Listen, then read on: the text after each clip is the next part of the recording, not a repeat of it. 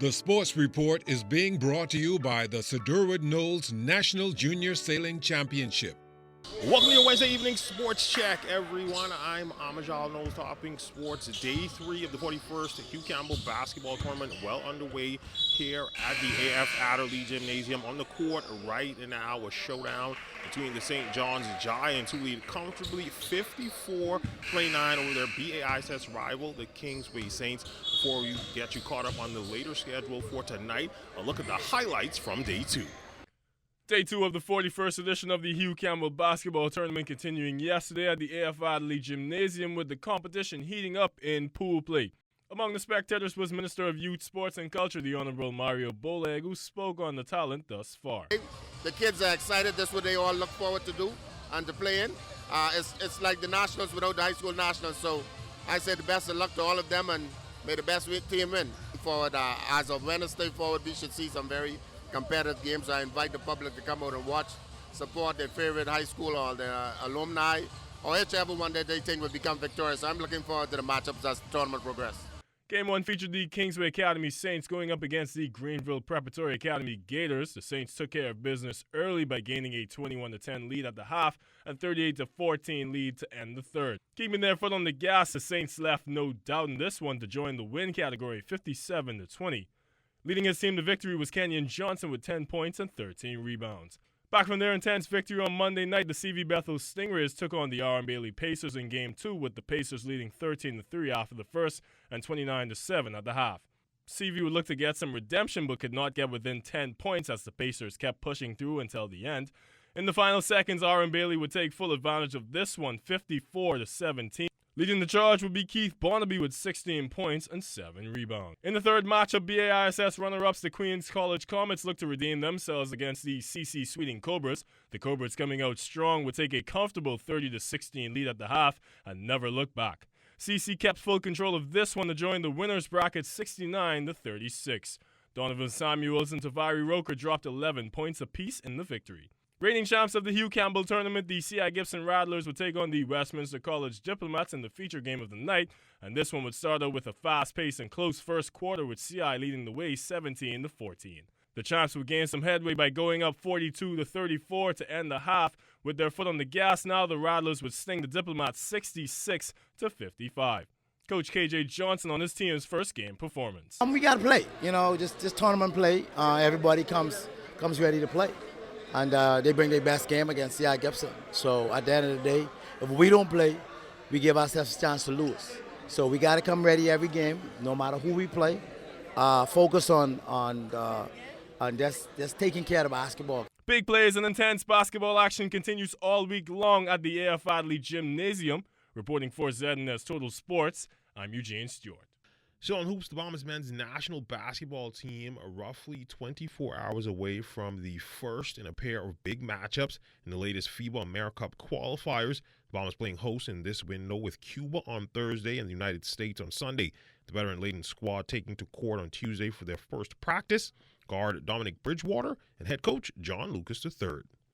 Our trip to come home is always a blessing, so this one year is even more special because it means a lot more than the last couple sets, but it's very excited to be home. For sure, the chemistry is really important, especially with the training camp we have going on now.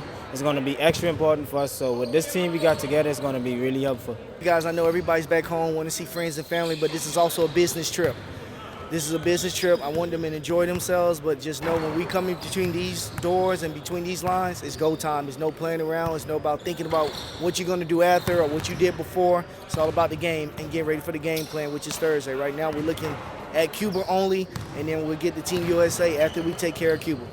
It's always great. That was very important. But the guys we had in Cuba at that time, they did a hell of a job. A lot of them played out of their normal positions, and they gave us everything we got. So I don't want to take anything away from that. But I think it's going to be a different team than we had on the last window, because now we do have guards who can turn the corner, who are more natural at that point guard playmaking ability.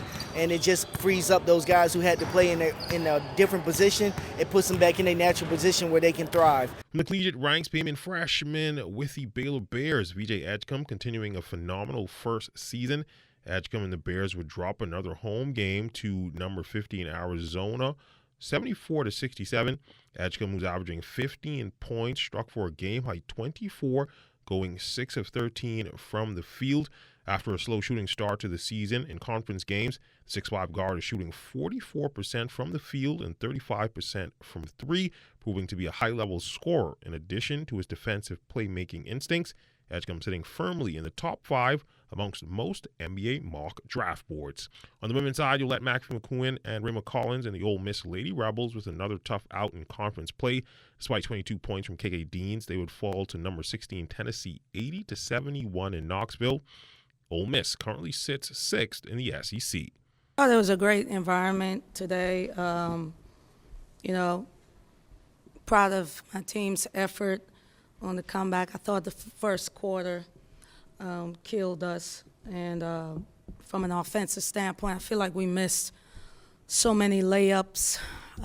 Most times when we do uncharacteristic stuff like that, most times it comes down to maybe a fatigue factor, a shock factor, but nevertheless, I thought that was the deciding factor of the game. So every time we made a push, it was for us to get back in the game and not pull away. Now, as mentioned previously, day 3 is normally when the Family Island teams come to town, and tonight is no exception. A look at the lineup, 4 games on deck. Sunland, they will take on Patrick J. Bethel. That game will be followed by Tabernacle and SC Boodle. The third game of the late session will be St. George's taking on Agape. And in the nightcap, the GSSA champions, the Antal Rogers Timberwolves, they will take on the Gateway Academy Eagles out of Bimini. There's certainly a lot of intense action here on day 3 of the 41st Hugh Campbell basketball tournament. Signing out from AF Adderley, I'm Amajal Knowles. A check on weather when we return.